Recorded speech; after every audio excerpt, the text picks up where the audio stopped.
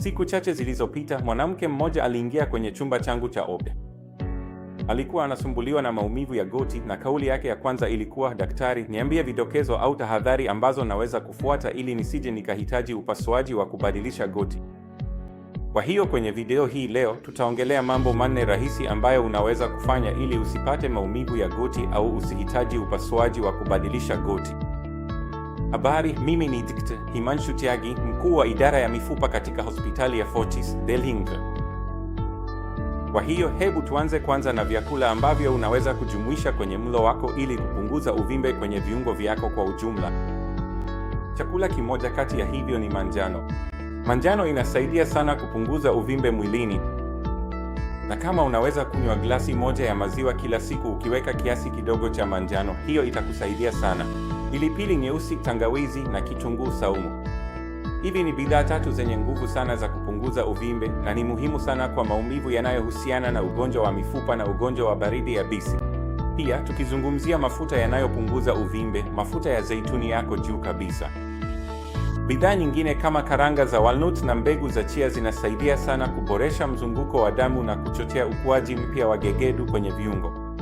Mbali na haya yote, unapaswa kula chakula chenye protini nyingi ili misuli inayozunguka kiungo cha goti lako ibaki imara. Kwa hilo, unaweza kula bidhaa kama pania, mayai, dengu na tofu. Chakula chako kinapaswa kuwa na kiasi cha kutosha cha kalsiamu, hivyo hakikisha unakunywa maziwa au mtindi wa kutosha kila siku. Pia, mlozi ni chanzo kizuri sana cha kalsiamu. Na kama chakula chako hakina vitamini vya kutosha, basi hakika bidhaa kama kiini cha yai na samaki wenye mafuta zitakusaidia. Mbali na haya yote, kolajeni ina jukumu maalum linapokuja suala la afya ya viungo. Baadhi ya vyakula vinavyopatikana kiasili vina kolajeni kwa wingi, kama vile amla, mapera au machungwa.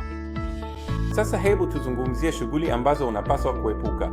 Kwanza kabisa, kama unapenda kukimbia, kutembea haraka au kutembea kawaida, unapaswa kuepuka kufanya hivyo kwenye sehemu ngumu au barabarani.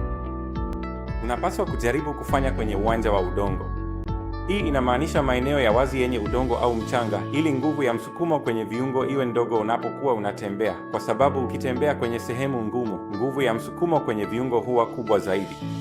Hii husababisha uharibifu kwenye viungo. Pili, unapaswa kuepuka mazoezi ya kuruka kama vile kuruka kamba, kwa sababu pia yanaongeza uwezekano wa kupata ugonjwa wa arthritis ya goti mapema na maumivu ya viungo vya goti. Tatu, unapaswa kabisa kuepuka kupanda ngazi kama tayari unapata maumivu ya goti. 4. Unapaswa kuepuka kukaa ukiwa umekunja miguu kwa muda mrefu kwa sababu mkao huu wa kupinda magoti sana pia husababisha maumivu ya goti. Ifuatayo na jambo muhimu zaidi ni kwamba unapaswa kabisa kuepuka kutumia choo cha kukaa chini cha kihindi kama unataka kuepuka maumivu ya goti siku za usoni. Unapaswa kutumia choo cha kizungu au kiti cha choo ili unakaa kwa starehe na hauweki shinikizo kwenye magoti yako.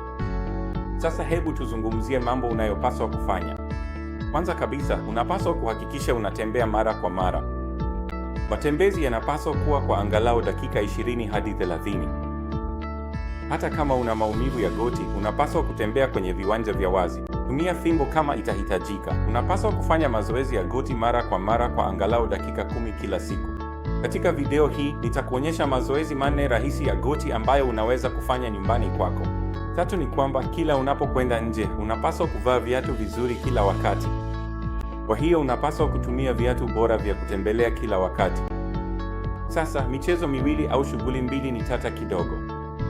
Ya kwanza ni kuendesha baiskeli na inayofuata ni kuogelea. Kila unapokwenda kuendesha baiskeli, kama unatumia mpangilio wa upinzani mdogo, yaani unaweka shinikizo dogo kwenye magoti yako, basi hiyo ni nzuri kwa magoti yako. Lakini kama unaongeza upinzani, wakati mwingine inaweza kuharibu goti lako, na mimi binafsi siwashauri watu wenye maumivu ya magoti kufanya mazoezi ya kuendesha baiskeli yenye upinzani mkubwa. Ifuatayo, kuogelea ni mzuri sana kwako. Kila unapokuwa unapata maumivu ya magoti, huwa na washauri wagonjwa wangu wote waende kuogelea kwa sababu hiyo husaidia kuongeza ufanisi wa kiungo cha goti na kuweka shinikizo dogo wakati wa mazoezi. Sasa hebu tuzungumzie mazoezi manne rahisi ambayo unaweza kufanya nyumbani kwako. Kwa ajili ya kufanya mazoezi haya, kwanza kabisa, unatakiwa uwe na uzito wa kilo 1, kilo 2 au kilo 3 wa kufunga kwenye kifundo cha mguu.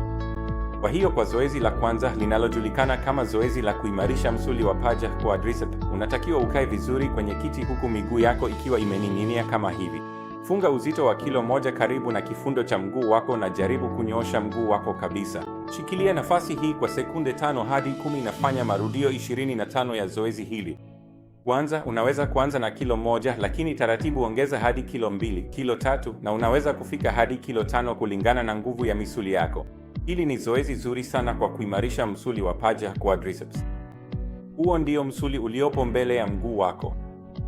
Sasa sehemu ya pili ya zoezi hili ni pale unapolala juu ya kitanda kama hivi huku mguu wako ukiwa umening'inia pembeni ya kitanda. Tena unafunga uzito karibu na kifundo cha mguu wako, halafu unakunja goti lako polepole.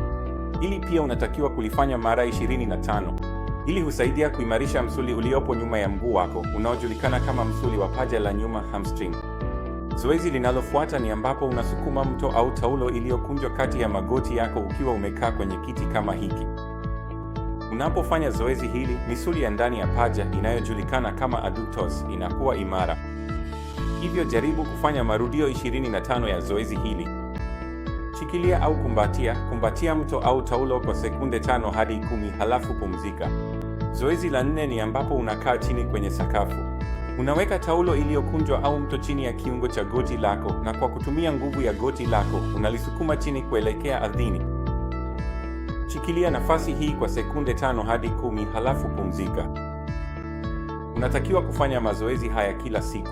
Haya yatakuchukua dakika 10 au 15 tu kutoka muda wako wa kila siku. Kama utaweza kufanya mazoezi haya asubuhi na jioni, utajenga misuli imara na yenye nguvu kuzunguka kiungo cha goti lako na siku za usoni hautapata maumivu ya goti. Natumai video hii imekuwa na msaada kwako. Hivyo, fuata maagizo haya 4 rahisi kwenye lishe yako, kwenye ratiba yako ya kila siku, kwenye mazoezi yako, na nina matumaini makubwa kwamba hautapata maumivu ya goti wala hautahitaji upasuaji wa kubadilisha goti. Kila la heri.